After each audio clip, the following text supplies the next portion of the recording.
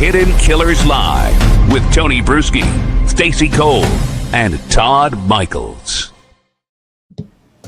All right, Bob Motta, defense attorney, and as you also may know, he's got the podcast Buried, all about John Wayne Gacy, all about the cassette tapes that he received from his father, who was one of Gacy's attorneys. And on those cassette tapes, the words of John, things people had never heard before, never will again, things about the case that were never even part of the trial. There's so many interesting nuggets in this podcast. If you're I'm going to say a fan of Gacy, but if you're interested in the case, it is certainly definitely worth checking out, especially if you just got a chance to watch Devil in Disguise or have seen the doc or the series out on Peacock right now. And incidentally, Bob is with us along with Stacey Cole and Todd Michaels. Bob, welcome. We've been talking about doing this for a while now, talking about the Gacy tapes, and why not now more than ever, with everybody buzzing about it. For those who don't know, just kind of give us a little backstory on you getting a hold of these tapes from your dad. How did this all go down?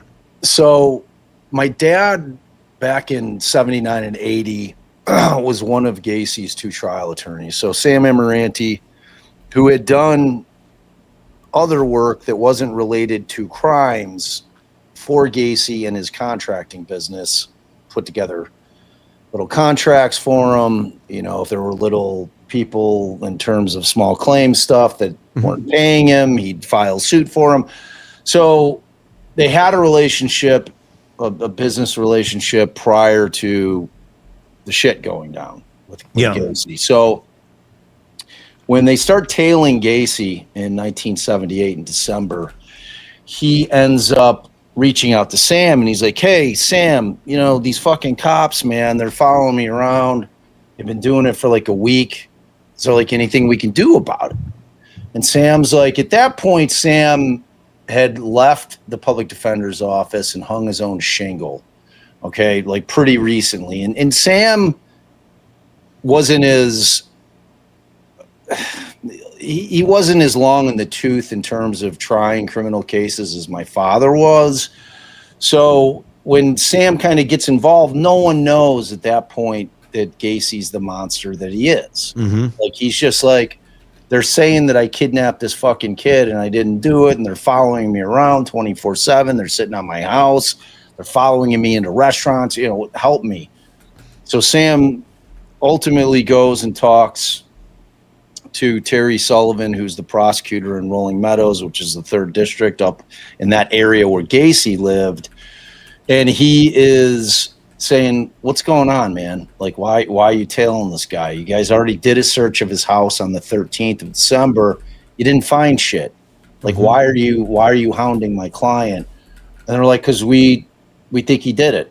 Like, he's the last person that the kid said he was going to talk to, and he vanished off the face of the earth. We're going to keep following him. We're not stopping the tail. Sam's like, okay, fuck you. I'm filing a TRO. So as you're leading into that following Monday, Sam, at that point, is getting panicked because the case breaks on the 12th. I had flown in. My parents were divorced. It was winter break. I'm sitting in my dad's living room with my father and my uncle when the story breaks on the news, 10 o'clock news in Chicago. They're going through, they've got the camera trained on the house. They show the first remains being brought out of the house. They're like, oh my God, there's a house here in unincorporated Norridge. It appears that they're removing remains from the house. The media has no idea what's going on. The Robert Peace story wasn't like a big deal in the media at that point in terms of the abduction and the fact that he disappeared, because that's how they treated missing kids back in the 70s, man. It wasn't like, it wasn't news, right, until it became a thing. So at some point during the evening, as this breaking story, they continue to cover it, Sam, who is unmistakable because he's like 5'3", 5'4", he's a very short guy, Sam comes on camera for a short interview, and my dad's like, holy shit, it's Sam. I know Sam. And so my dad's like, And again, at this point, we have no idea what kind of monster Gacy is, right? Sure. It's just another news story. It's just another news story. Potentially, this guy had a body in his house. So, like, he's good for one thing.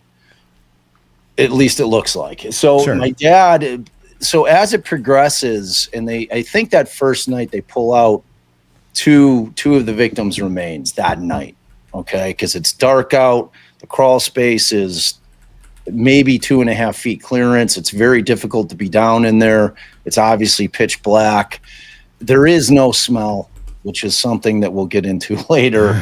But you know, because most of these remains are skeletal that they end up finding, if not all of them. And there had been 900 pounds of lime that had been spread out in that crawl space in June of that year of 78. So there was no rotting flesh smell, okay? Which is an important thing that I want you to remember when we get to the second warrant. Okay. But at any rate, my old man, to answer your question, says, should I send a Western Union to Sam to see if he needs help on the case? And I'm 10, and I'm like, yeah, Dad. I'm like, you'll be on the news, you know? Yeah, it's out.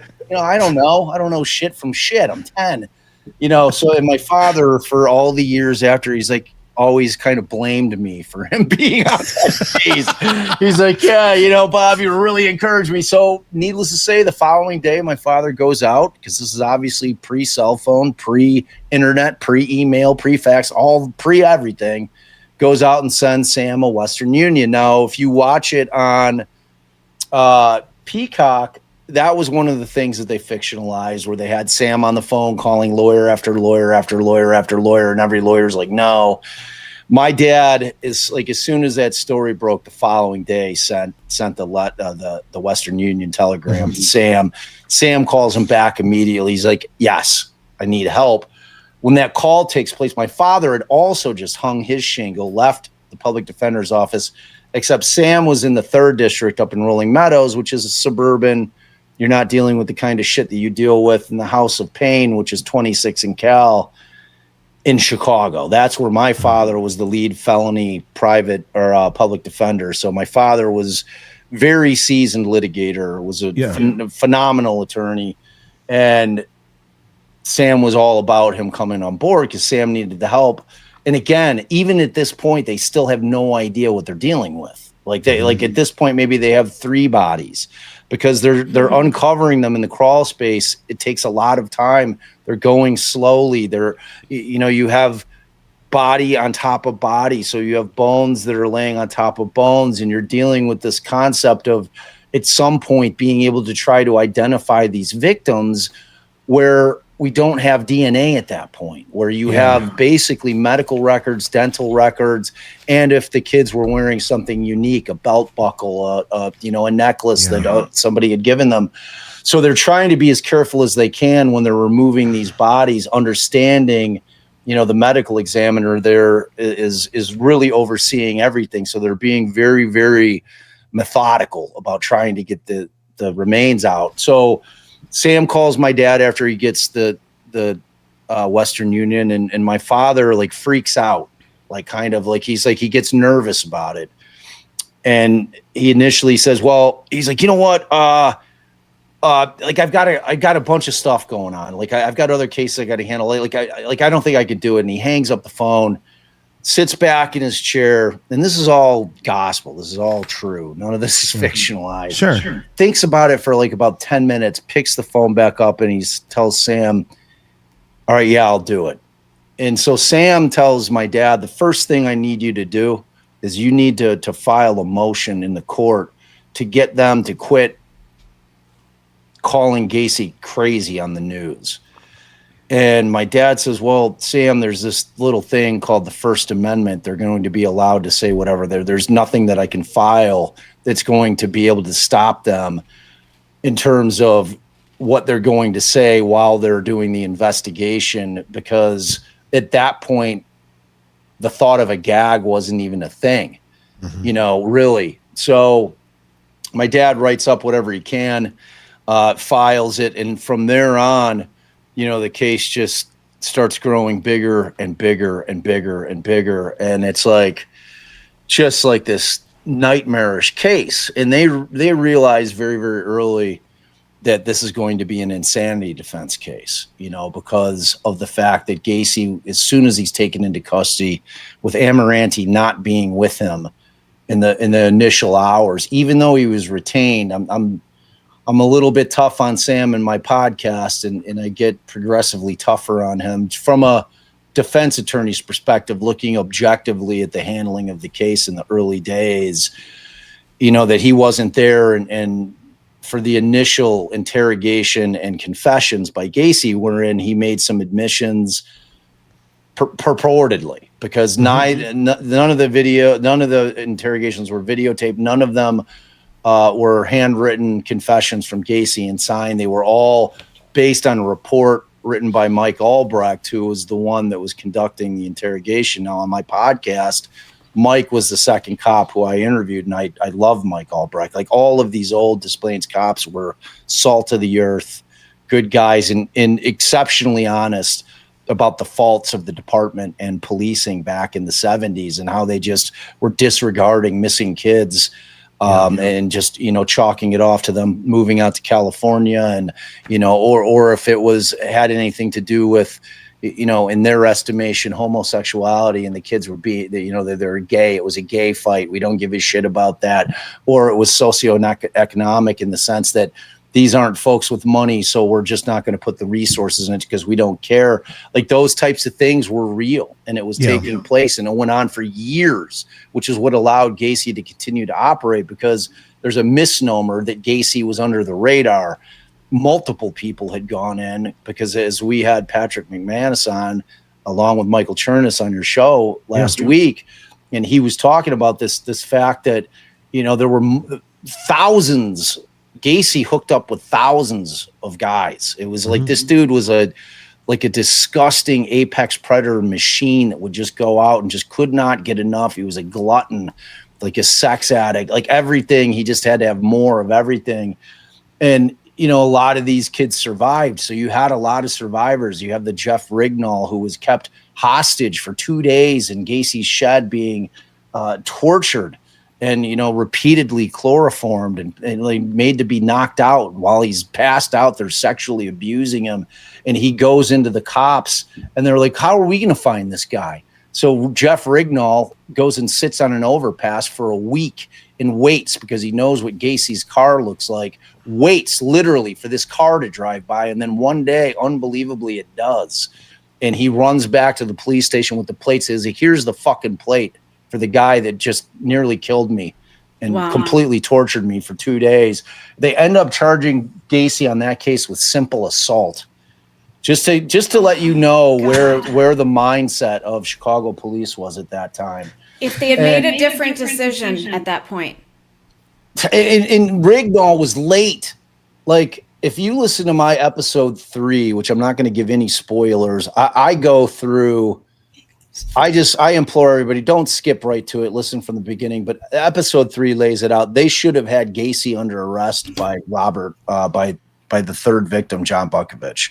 They had everything they needed. Any competent cop, had they followed through with any kind of investigation, would have had Gacy dead to rights.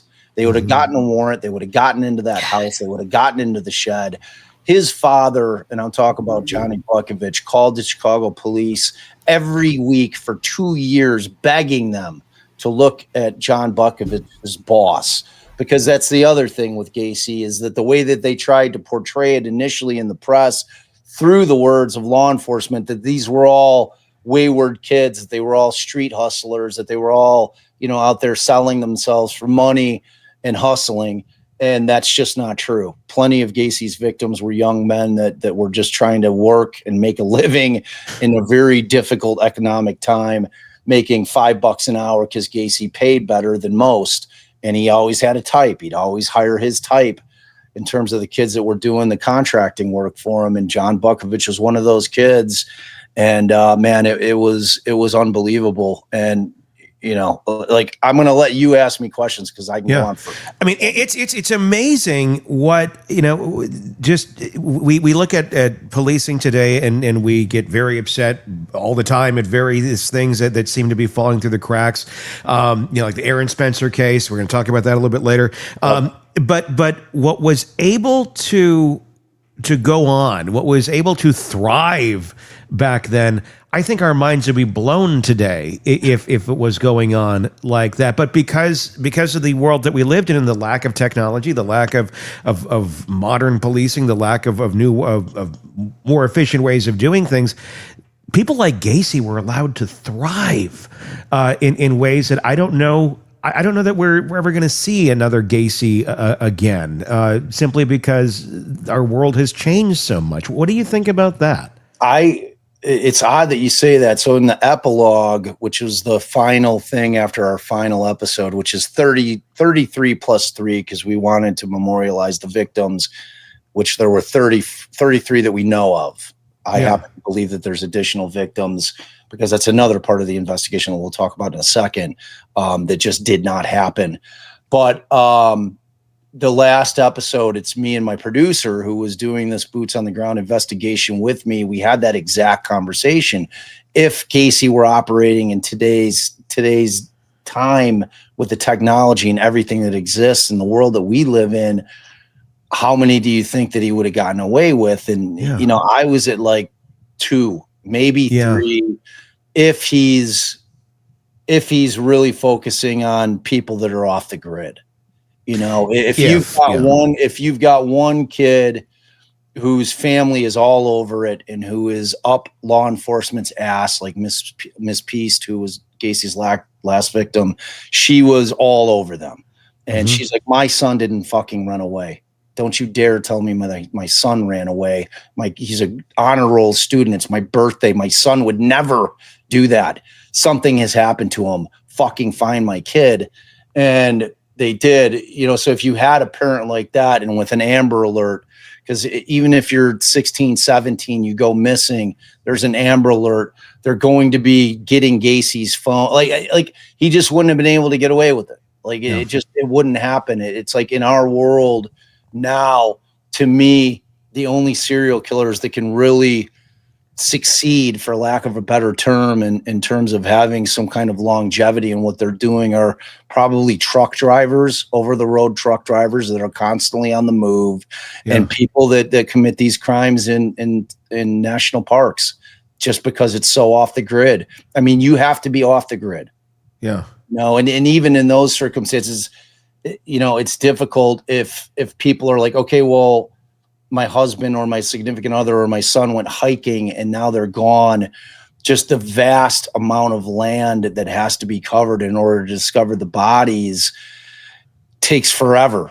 And sometimes they never find these folks. And you have to be able to find the body to know if that something criminal took place, that somebody was murdered, that it wasn't just an accident and somebody fell or what have you, or was, there was predation, an animal, whatever. You have to know that a crime was committed before you're going to get the cops to investigate it. So, like in those two circumstances, I can see in which, that's kind of how Israel Keys was able to kind of continue his. And we don't really even know how many he killed. My buddy Josh Hallmark has a great podcast about him, and he's been just digging into that case, Israel Keys, who's now dead, who killed himself when he was in jail. He's been really trying to uncover how many victims just that guy was accountable for. And it's one of those things, like he was a national parks, near bodies of water type dude. So I think in this day and age, it's awfully tough for those guys to operate, thankfully. Stacey, your mic's muted.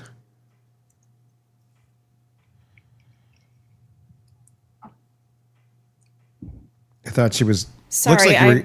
Oh, sure. Is that better? Go ahead. I had a little technical issue there for a second. Go ahead. Do we think that there's about 8 to 10 victims still unidentified at this point? Is that the number that they have? There's 5 unidentified victims. 5. So okay. I was in the middle of the investigation and doing the podcast, and they identified Francis Alexander, so there were 6 at that point. And through, they used, DNA Doe was the agency that was able to use IgG to be able to figure out who that was. They had submitted DNA from, I believe it was a jawbone, and they were able to develop a profile from it. From that profile, they then went in to use genealogical DNA in terms of using family trees to look back, find somebody that was somewhere on one of the databases, whether it be 23andMe or Ancestry.com, any of the private databases that allow people to allow their profiles to be shared in order to try to help missing cases and, unidentified victims and John and Jane Does. So they were able to put that together, and then they had to put Francis in the city of Chicago, which they were able to do, I believe, with a parking ticket. So they knew that he was in and around the area at that time. So that process, and I was relentless with Jason Moran, who was heading that part of the investigation, as there's still these 40 years later, with all that we have developed in terms of technology and DNA technology specifically, and especially with labs like Othram Labs. I was all over Jason Moran, who works with the Cook County Sheriff's Police. I'm like, what the fuck are you waiting for? I'm like, just get whatever you have over to Othram and let them develop profiles. Let's get these kids their names back. Let's give these families some type of closure. Like, why aren't you doing it? And it's still my pod. I originally released it prior to.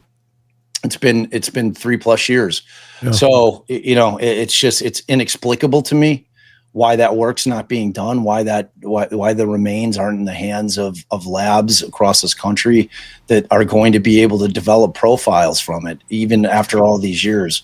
But that problem exists well beyond just the Gacy case here. Obviously, there's countless cases where there's evidence just sitting, waiting for these sort of tests to be done. Does it come down to manpower? Does it come down to money? Does it come down to interest to the families, especially in cases 40+ years old of people still being alive, of there being parents or siblings or someone that was closely connected to some of these victims that are still around, that still that are even aware that you can do these sort of things, that are pushing for these sort of tests to be done. Yeah, I think all of those things are a factor.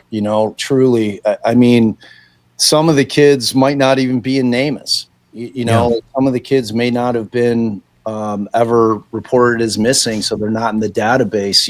And as far as the funding part of it goes, in this day and age with crowdsourced funding, I believe that we'd be able to raise the capital for any type of case that would be required to get the lab to be able to do the work. I mean, I had David Middleman on our show a couple of months ago, and he's like, I never worry about the money side of it. Like, with crowdfunding, we'll be able to get the money, which I believe is 100% true. But like all those things that you stated are impediments. Those are all things that create issues in terms of being able to get these missing persons identified. We're seeing incredible things, though. You see it on a daily basis.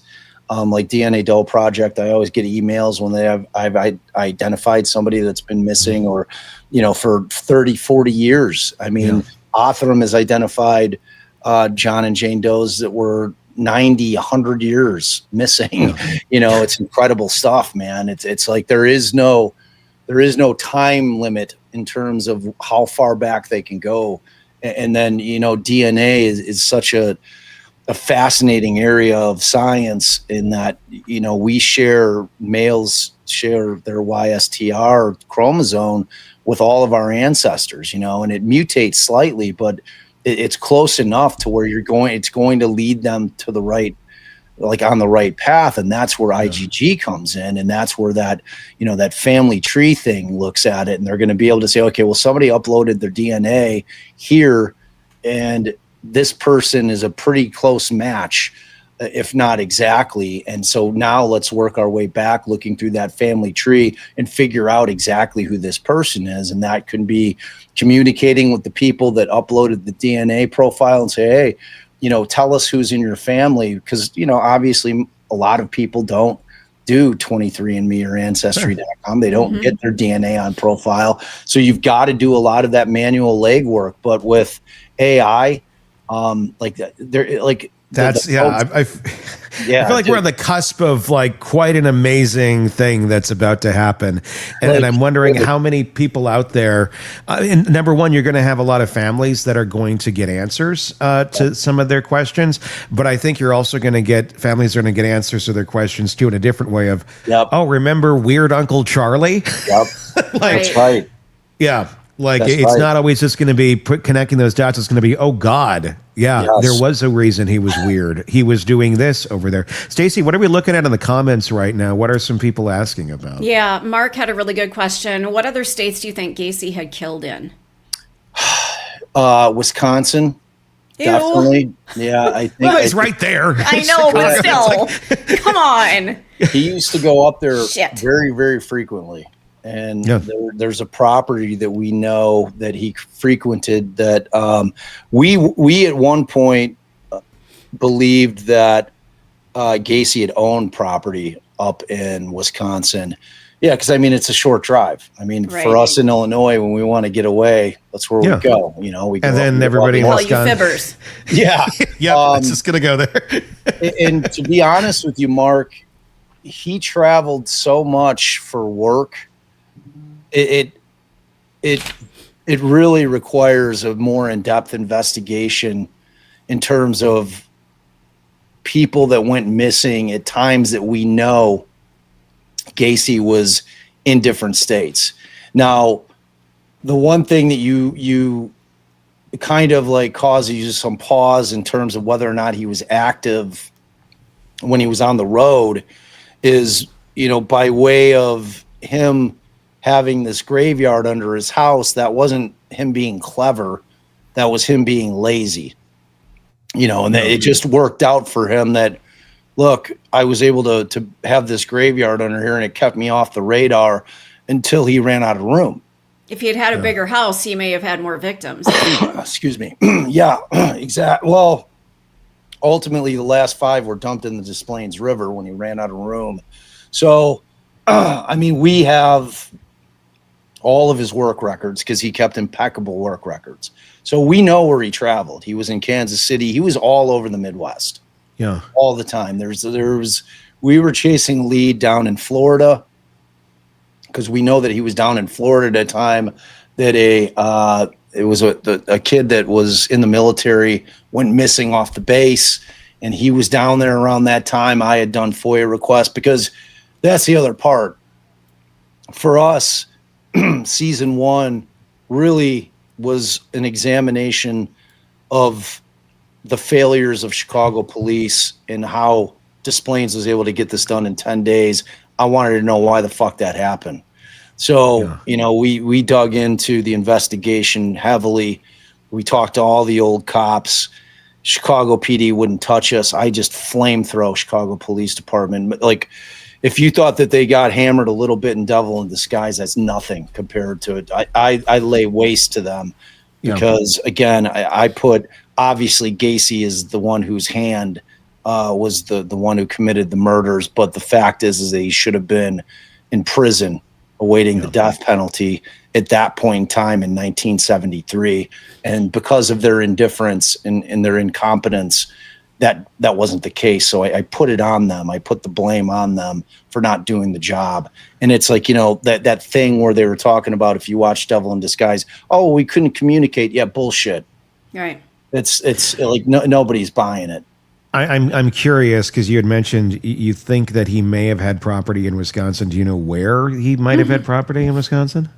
We know of a location, one specific location that we know for a fact he was up there. I actually interviewed somebody on the podcast that considers themselves to have had a near death experience with Gacy. The kid was, it was up around Lake Delavan, actually. And the kid was, his mom had told him to pull the boat out of the water, and Gacy was driving by. And like the thing with Gacy is nobody knew it was Gacy until Gacy was arrested. Sure, he's just another guy. Yeah, right. So, but like when the story breaks and his face is plastered all over the news, that's where you get tons of people like, oh my God, do you remember that story I told you about that weird creep? That's the guy, you know? Yeah. So we had so many people calling us, and because we had a number, we wanted to hear from people, because the other part of this thing, like I said, I was investigating the investigation, but I was also very much looking forward to the second season, in which we are going to do what no law enforcement agency ever did on that case, is look beyond the house in the river and look for other victims, because we just do not believe that there was a period of time of 2 years where Gacy was not killing, which is what they've always kind of laid their hat on in terms of the victims that they've been able to identify and being able to pinpoint when they went missing, and saying, oh, well, he was dormant during these 2 years of time. He wasn't. He was married to Carol from 72 to 76. And from 76 to 78, he went insane. And, you know, that was his most documented clear killing period, where he killed the most victims. And during this period of time that Carol was living there, he was just making other arrangements. I'm confident of it. You know, we believe one of the properties that has, you know, allegedly there's been a dig that they pretended like they did a dig. We call it a sham dig, which was the Miami and Elston property, where he was a handyman in a building in which his mother lived in, where my partner on it, Bill Dorsch, had interviewed all these people that lived in that apartment. And these interviews are unbelievable. They're like, yeah, he'd be there at like 2 a.m. He'd dig these like super long trenches, and he'd just leave them there for a couple of days. And then overnight he would come and fill them in, and there'd be like a 6-foot trench, and there'd be like one small bush. So Bill, prior to my podcast, had snuck onto the property and done LiDAR, gotten the machine out there. Yeah. And they found some abnormalities, which the person that was running the machines, like, you should dig here, you know, and they were doing it all in the front yard. And so Bill just hounds the Cook County Sheriff's Police, goes to the media, trying to put pressure on them to conduct this dig. And they put up a little tent. They barricaded. As you can imagine, the press was massive. This is in I think it was in 1994, shortly after Gacy was executed. Yeah. And so they put up this little tent. They invite the operator of the radar machine in there, and you know, they say, okay, well, where should we dig? He says, okay, well, you don't need to dig here. Looking at, you know, his printout, he's like, and this is where I would dig. They say, okay, well, you can leave. And so for 15 minutes, they're in there by themselves. They come out with, you know, like a nut and a bolt and like a plate. They're like, yeah, there's nothing. Show's over. Everybody go away. So, you know, the significance is that Chicago doesn't want Gacy bodies. Chicago doesn't want potential liability for them not having done anything during the time that he was active. They have a vested interest in not finding any Gacy bodies. They put on a huge amount of pressure on anybody that is trying to continue the investigation. So it's been you know, but that's what we're doing. Like we are going to do, because there was no investigation when, like, if you think about when Rex Huerman was arrested, they immediately started looking into every possible place that he could have left victims behind. And that included Vegas. It included his brother's property down in South Carolina. They investigated it. With Gacy, that did not take place. All that took place, and by the time this thing went to trial, was trying to identify the kids that were in that crawl space. and trying to find the 5 that he had claimed that he had thrown in the river. And that was it. There was no investigation beyond that. They just assumed that that's all there is because that's where he put his bodies. And they don't. Yeah, dude. And they don't want. So it's another cover up. It's a cover up of not wanting exposure for incompetence, basically. Right. Or not doing their job.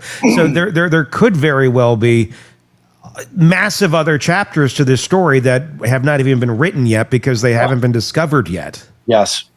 And I saw Steve. Steven had asked.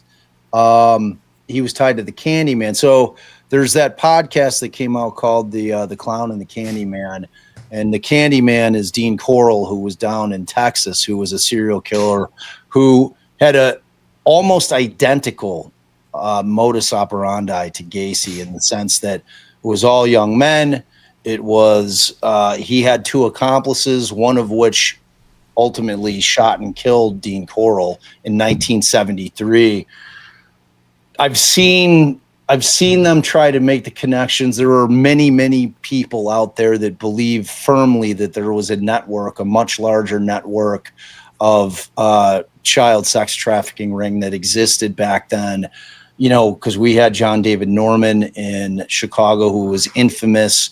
He was finally arrested, and they found that he had dossiers on thousands of kids from all around the country, from all around the Midwest, in terms of prospects for these predators. Unfortunately, all of those files unbelievably were destroyed, and there was a connection between John David Norman and John Gacy, and that was this guy named Paskey, Philip Paskey. Philip Paskey had a relationship with 2 guys that I firmly believe were John Wayne Gacy's accomplices in 1976 through 78, and that was David Cram and Michael Rossi, 2 kids that worked for Gacy, somehow survived it, but also lived with Gacy in that house during his most active time where he was killing. They were also on record having admitted that they had dug the trenches. They had also found out after they arrested Gacy that Michael Rossi was driving around in Johnny Zick, who was one of Gacy's victims, another one of his employees that he killed, in John Zick's car for a fucking year. And nobody really noticed this? No one noticed anything. Good God. Basically, dude, that's what I'm saying. The Peacock thing is wonderful. I thought in terms of finally kind of exposing just how terrifying Gacy was, it's great, but it really just scratches the surface. We go so much deeper, God. Man. It's unbelievable. Yeah. So much more in it. Buried is the podcast. You can get it wherever you get podcasts. And also Defense Diaries is Bob's podcast as well, and YouTube channel. You can find that wherever you get podcasts and on YouTube.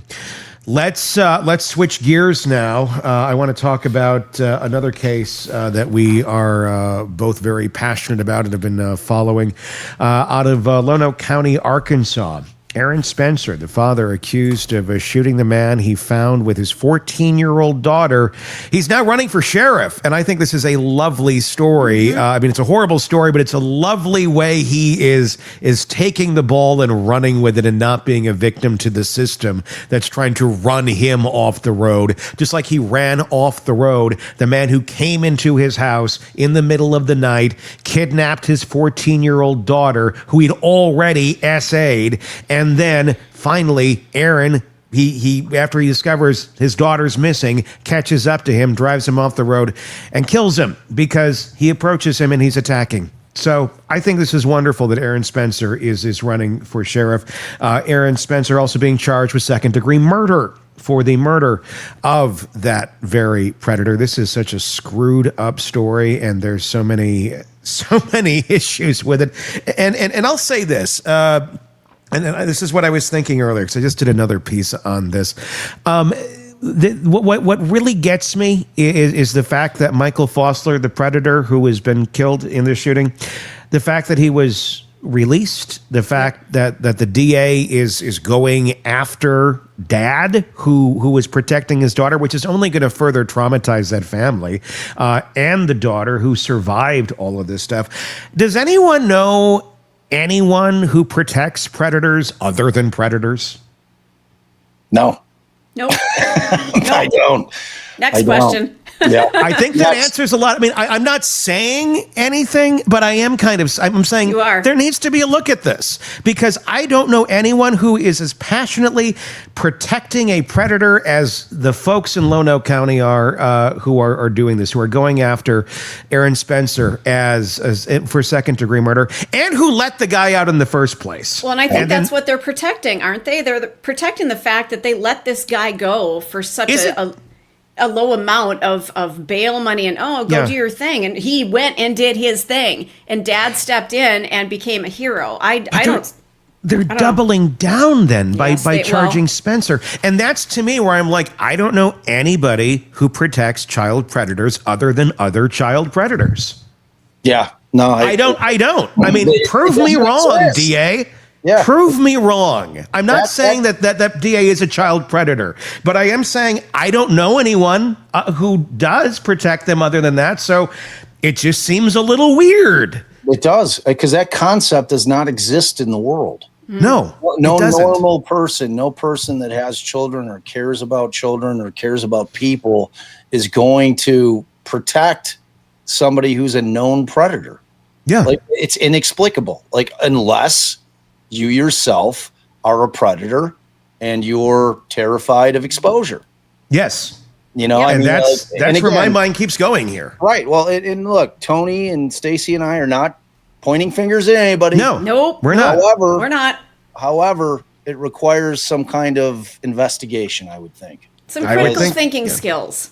Yeah. You know, and it's like, as you said, Tony, we're both really passionate about this case. And when I found out that Aaron was running for sheriff and his wife had sent me the post, they had posted on Facebook first, and I didn't see it in their group over there, which is 60,000 strong, which should tell you something.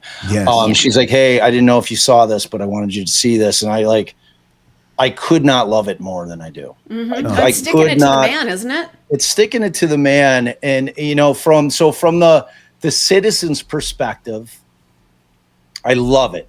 Mm-hmm. From the defense attorney's perspective, I love it, but it terrifies me, because, the first thing, because it adds another layer, it adds another element to her job and their job as his defense attorneys in terms of navigating this. Now, this thing is set to go to trial early next year. I believe it's early January. That election for sheriff is next November. So not this upcoming November, but next year. So John Staley, who's the current sheriff, is now putting up quite a bit of resistance. So you've got this issue wherein he's made a public announcement that he's running for office. You've got a longtime sheriff there who has been running around town saying, you don't know the whole story. You don't know the whole story. You're just listening to their narrative.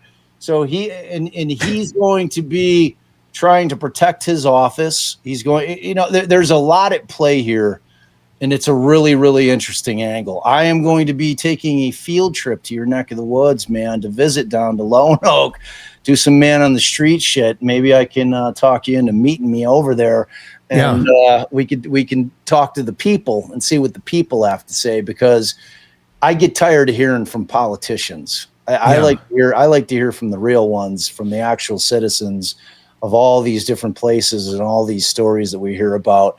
And there's a lot going on with it. But I just think it's a fucking badass power move. It is flipping the script in a way that I just respect the hell out of. Now, I want to understand this better about how the dynamics of this are working. So he's running for sheriff. The sheriff, the current one that is there. What sort of involvement did they have in this case to begin with? What are the legalities of running for sheriff when you might actually be indicted or imprisoned by the time you get elected? I mean, there's a lot of gray areas here. Let's start with the first part, though. What sort of involvement did this sheriff have in this, if any, to begin with the Michael Fossler and all of that when he was alive? So his department, Staley's department, wasn't like the investigative agency. So it really isn't his case. Okay, so, I didn't think so. Yeah, he's sitting out there chirping about shit that he claims that he knows, trying to counter the narrative that is out there in terms of what actually happened. And again, you have to ask yourself, what kind of fucking asshole is going to sit out there when it is known that Fossler was grooming and essaying this then 13-year-old girl, and then is given a $5,000 bond by the very same judge who is sitting on Aaron Spencer's case. Yeah. Yes. And Aaron Spencer didn't run out and kill Michael Fossler as soon as he bonded out. This is 3 months later. Yeah, this is not a vigilante situation. This is not a vigilante situation. 3 months later, this guy gets his filthy claws back in this kid. And again, I tell this to people all the time. If you don't if somebody asks me the question, well, how did she get in his car? I don't give a fuck. Yep. Exactly. I don't care. Doesn't matter. She was groomed. If you don't understand what grooming is, do a little research. Because when you have somebody in a position of authority and power and they get their hands into a child, correct, with a child's mentality, and they develop this bond of trust, friendship, and then take it to the next level, that child is powerless to fight against it. And the fact that he was able to do it again, and we're talking, that's the guy, 67-year-old uber creep who had his claws in this little girl, who had also been part of law enforcement, who was in Indiana. He was law enforcement. This guy's ex-military. This guy is a guy who always positioned himself in a position of power. He always had a badge. He was always a ranking officer when he was in the National Guard. They transferred him to, I'm doing a lot of research on Michael Fossler. Yeah. I'm talking to a lot of people about Michael Fossler. I want to know what Michael Fossler was up to in Indiana. Because I'm going to get the narrative out of exactly who the fuck we're dealing with. And this wasn't his only thing. No. You don't start abusing children at 67. No, you don't. It starts way earlier. Way earlier. Yeah. There's a wake, I'm sure, of victims in his past. Yeah.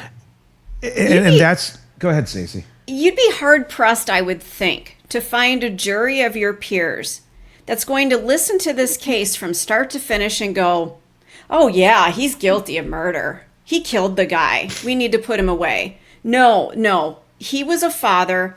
He was Papa Bear. He protected his daughter. Case closed. Don't you think, Bob?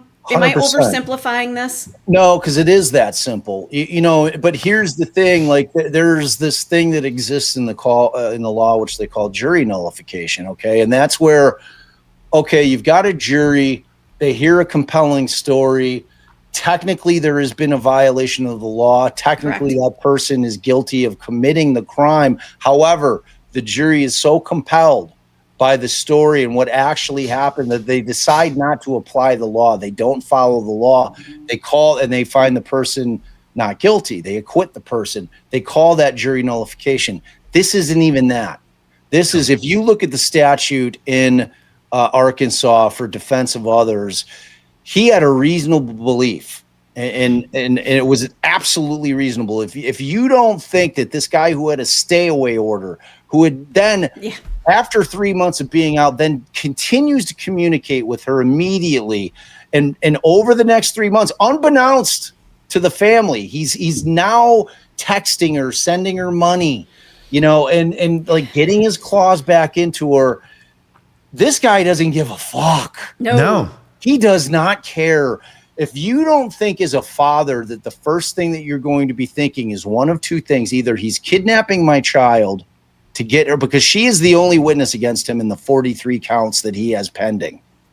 Don't forget that. It's an important part of what's going on in Aaron Spencer's mind in the moment. And the other part that you'd be thinking is he's going to kill her because she's the only witness who can testify as to the assaults. They're not going out for ice cream. They are not going, and this is at 12:30 at night. This is at 12:30 at night.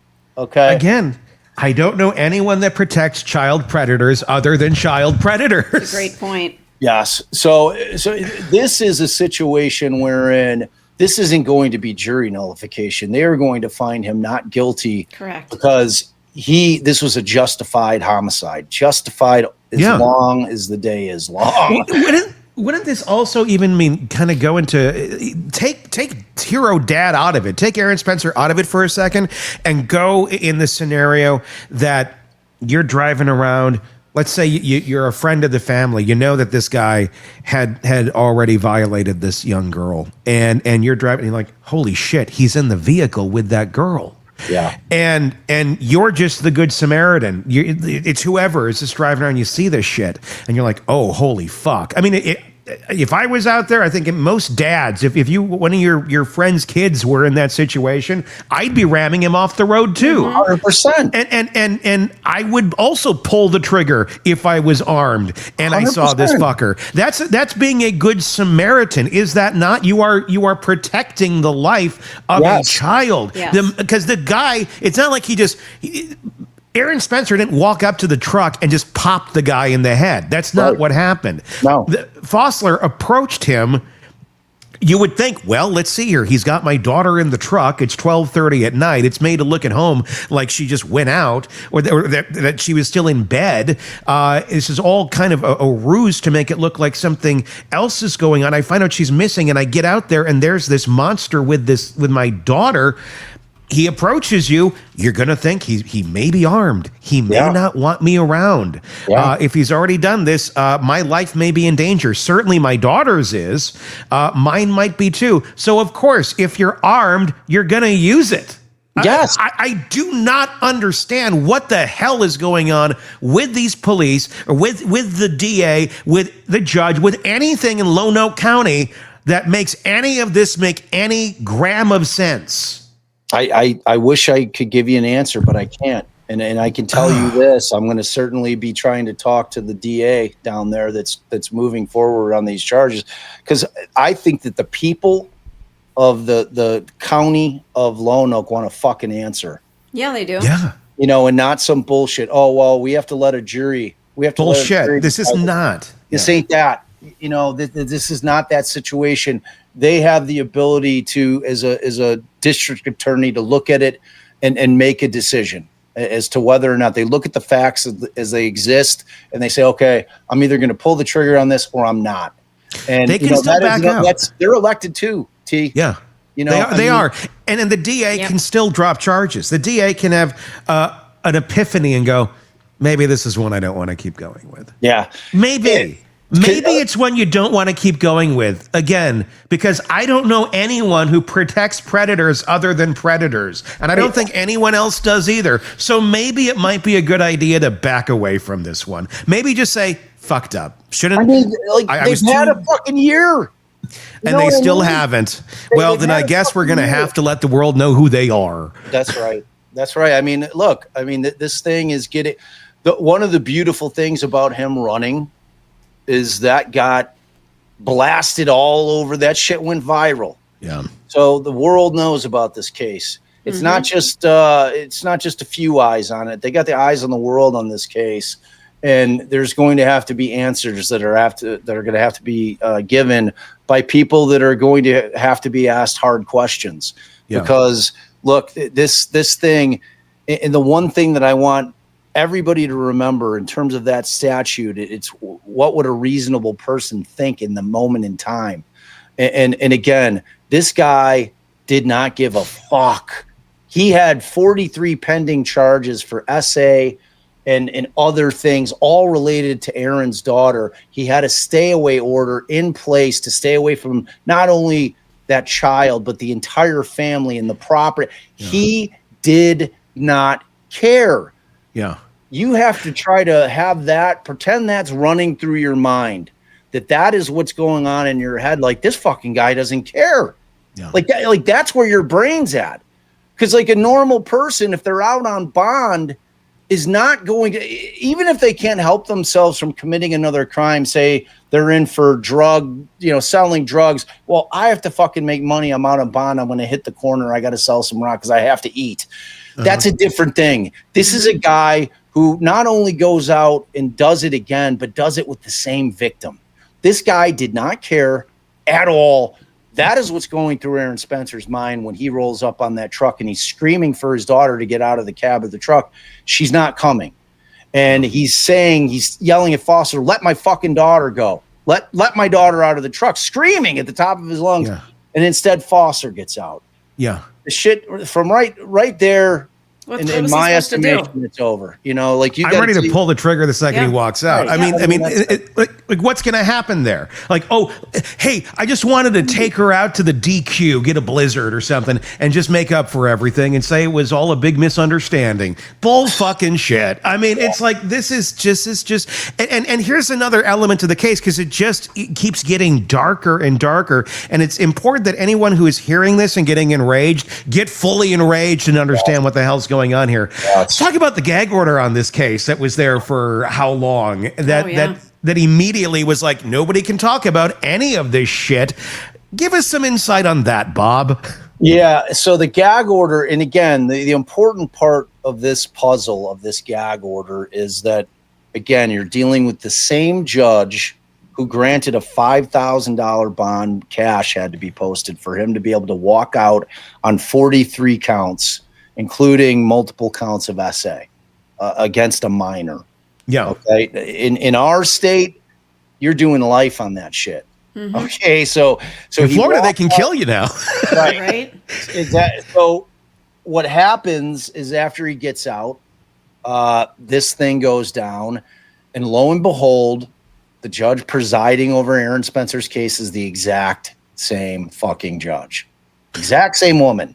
Okay. So one of the first things she does is I